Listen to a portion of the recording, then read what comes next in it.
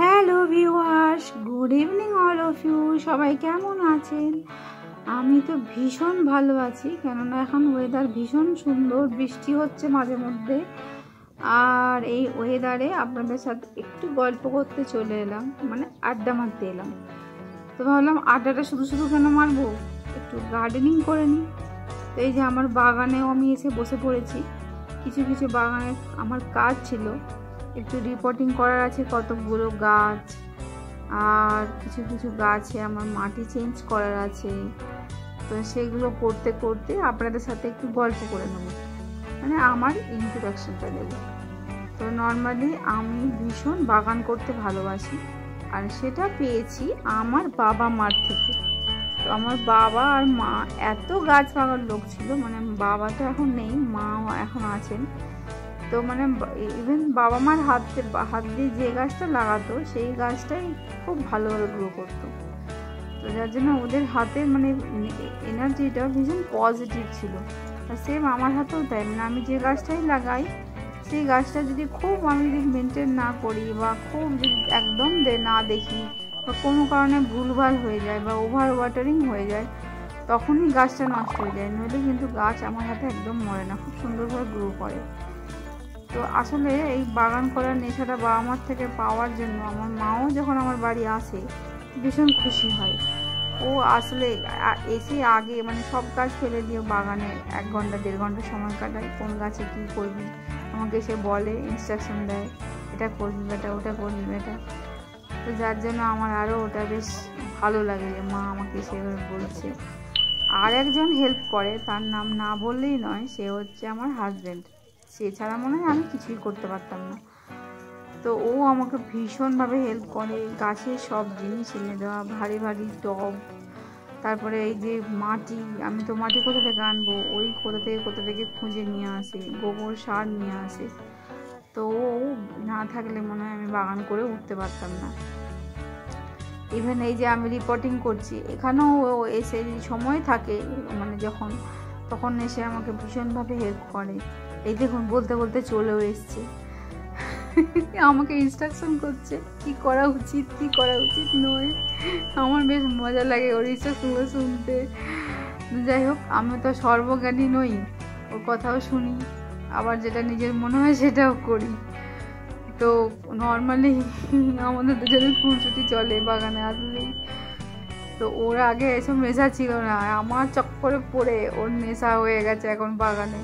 সকালবেলা মর্নিংয়ে মিনিট 10-15 এসে মানে সময় কাটায়, বা সামার টাইমে এসে গাছে জল দিয়ে দেয়।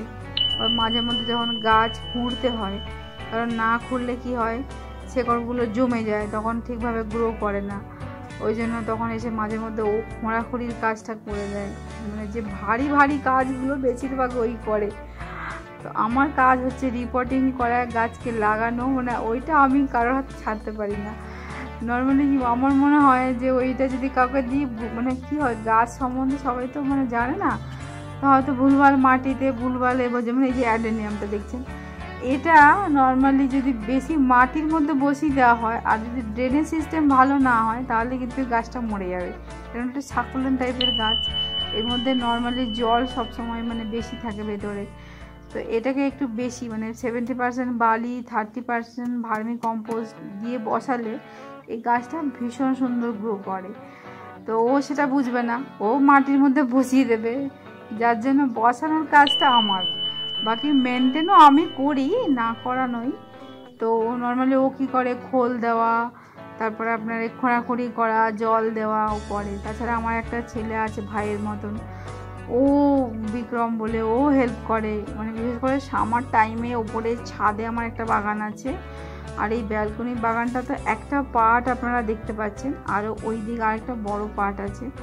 তো এই পুরো বাগানটা আমার পক্ষে সম্ভব হয় না 2বার করে জল দেওয়া, না অনেকটা টাইম চলে যায়, যার জন্য ও হেল্প করে।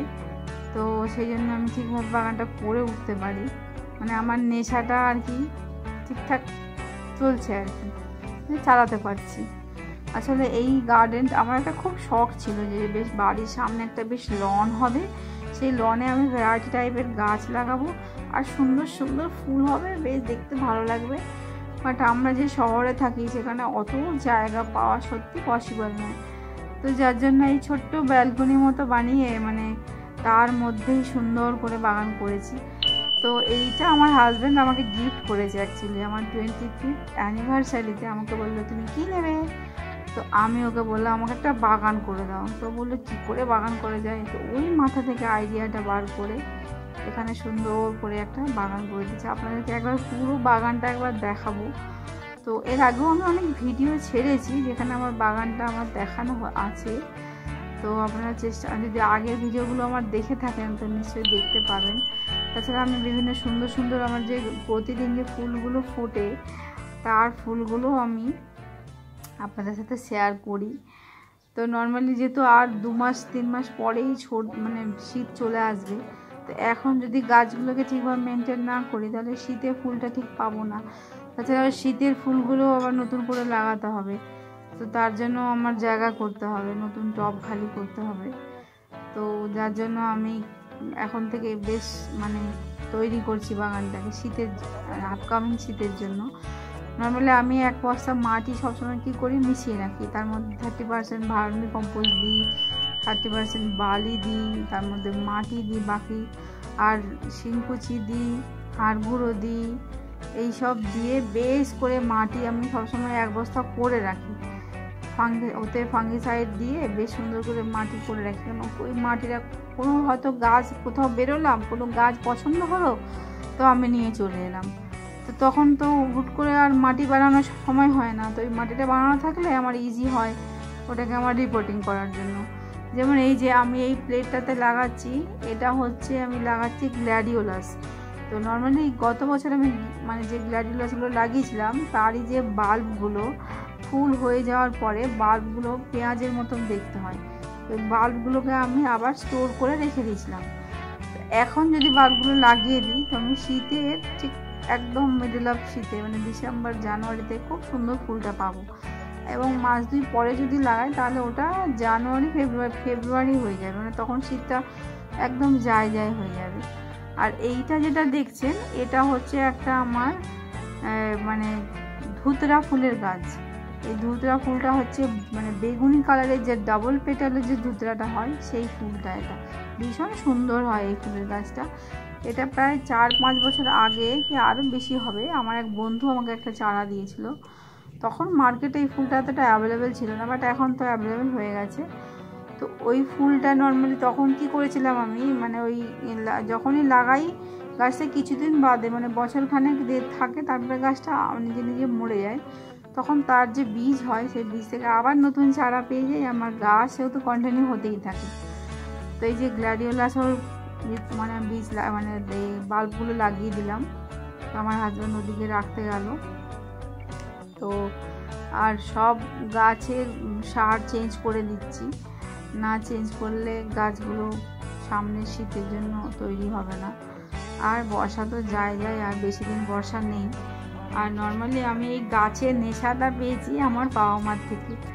আমার বাবা মা ভীষণ গাছ পাগল লোক, তো ওদের হাত থেকে আমার এই নেশাটা পাওয়া। সত্যি তার জন্য বাবাকে অনেক ধন্যবাদ, মাকে অনেক ধন্যবাদ আমাকে এই সুন্দর একটা নেশা দেওয়ার জন্য। নর্মালি লোকের অনেক রকমের নেশা হয়, আমার বাবা গাছের নেশা। আর আমার যেন কি শান্তি লাগে গাছের কাছে এসে বসলে। করোনার টাইমে মানে তখন এত চারিদিকে এরকম অবস্থা, আর আমি আমার হাজব্যান্ড আমার বাচ্চারা ছাদে এসে গাছের সামনে বসে থাকতাম, তাতে আমাদের মনটা ভীষণ ভালো হয়ে যেত। কারণ চারিদিকে প্রচুর নেগেটিভিটি, বাট আমার বাগানে আসলে আমি ভীষণ পজিটিভ এনার্জি ফিল করি। যার জন্য আমি বাগানে দিনের মধ্যে যখন হোক একবার এসে আমি বাগানের সামনে বসি, হয় ছাদের বাগানে নয় নিচের বাগানে। আর আমার হাজব্যান্ড তো আমাকে ভীষণ হেল্প করে, ও ছাড়া তো মনে হয় আমার জীবন শেষ। ও না মানে ও নেই তো আমি নেই, এরম টাইপের একটা। যার জন্য ও মানে ও হেল্প ছাড়া আমার বাগান করা একদম সম্ভব হতো না। তো এই যে এবার এইটা হচ্ছে যেটা দেখছেন এটা হচ্ছে গ্ল্যাডিওলাসেরই ছোট্ট ছোট্ট দানার চারা।